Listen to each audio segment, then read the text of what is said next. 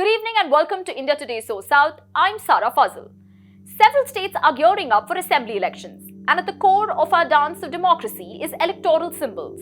Here we decide the whats and the whys of symbols for you. Need for electoral symbols. This certainly was the case back in time when the country held its first general election, wherein 70% of the population was illiterate, could not even read the candidate's name. But apparently, party symbols are also political strategies. To eat into the votes of the opposition, many dummy candidates with same or similar names are made to contest. But now, party symbols have become more to do with political ego of a party retaining the original version. The classical example being the dispute between Uddhav Thackeray and Eknath Shinde factions of Shiv Sena in Maharashtra. The Election Commission of India recognized the Shinde faction to be the real Shiv Sena and allotted the bow and the arrow symbol to them. But the larger question is do political parties get to choose the electoral symbols? The answer is no. This can be seen in the recent case when the Supreme Court refused a petition filed by the ruling BRS in Telangana.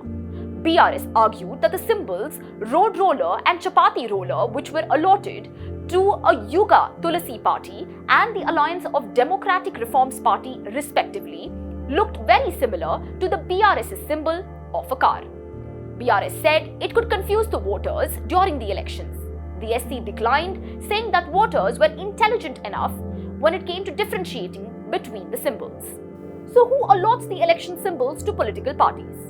The Election Commission of India holds the authority to allocate symbols, a responsibility outlined in the Election Symbols Reservation and Allotment Order of 1968. This order is designed to establish guidelines for specifying, reserving, selecting and assigning symbols during elections in both parliamentary and assembly constituencies.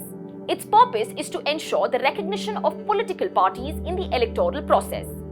In certain instances, symbols can be designated as either reserved, which basically means they are exclusively assigned to a recognized political party, meeting specific national or state level electoral criteria, or unrestricted.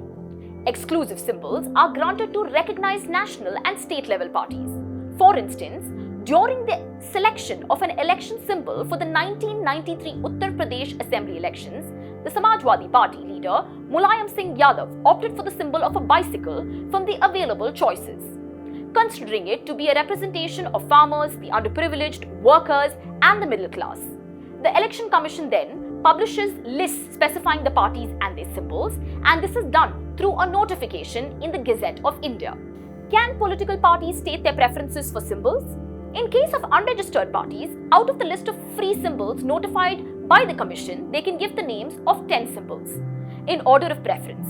As per the Election Symbols Reservation and Allotment Order of 1968, a party may, if it so desires, also propose 3 new symbols of their choice with the names and a very clear design and drawing of the symbol in the order of preference for allotment to its candidates, which the Commission may consider for allotment as its common symbol if there is, in its opinion, no objection in allotting such a symbol. What is the criteria to propose an electoral symbol? Symbols proposed by the parties should have no resemblance to the existing reserved symbols or free symbols or any religious or communal connotation or depict any bird or animal. Who was the maker of the electoral symbols? The current electoral symbols used by the Election Commission of India were originally created in the 1950s by M.S. Sethi, a draughtsman skilled in technical drawing. He would collaborate with officials to pencil sketch everyday objects that voters could easily recognize and remember during discussions. A decade after Sethi's retirement, the Election Commission compiled a collection of 100 of his sketches known as free symbols. The list is distributed nationwide during each general election, and political entities without any permanent symbols are assigned one from this collection. But disputes have risen from electoral symbols allotted to parties. So what happens in case of a split of a political party? The EC then is responsible for determining the allocation of symbols. An example of this process can be seen in the case of the Congress party.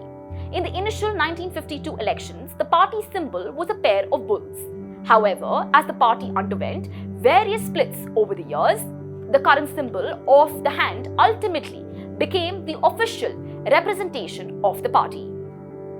Electoral symbols have evolved from being a crucial aid to illiterate voters in the early years of the Indian democracy to becoming a symbol of political identity and at times even contention.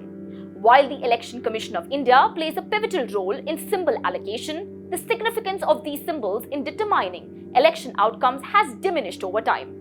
The choice of symbols, however, remains an important aspect of political strategy, reflecting a party's image and message to the electorate. I'm Sarah Fazal reporting for India Today's SoSouth.